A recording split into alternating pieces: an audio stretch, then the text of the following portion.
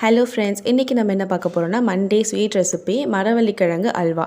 So இந்த மாதிரி மரவள்ளிக்கிழங்கை வந்து ஃபுல்லாக தோல் சீவிட்டு லைட்டாக ஒரு தடவை வாஷ் பண்ணிக்கோங்க. இதை நம்ம வந்து துருவி வச்சுக்கலாம். கேரட் துருவுறதுல அந்த மாதிரி இருக்கிறதுல துருவி வச்சுட்டு லைட்டாக நம்ம மிக்சியில் அரைச்சிக்கலாம். நான் கொஞ்சம் குறைப்பாக அரைச்சிக்கிட்டு உங்களுக்கு வேணால் ஃபைன் பேஸ்ட்டாக கூட அரைச்சிக்கலாம். இப்போ ஒரு வானலில் கொஞ்சமாக பட்டர் ஆட் பண்ணிவிட்டு ட்ரை கிரேப்ஸ் நட்ஸ் அதெல்லாம் வந்து லைட்டாக வறுத்து வச்சுக்கோங்க.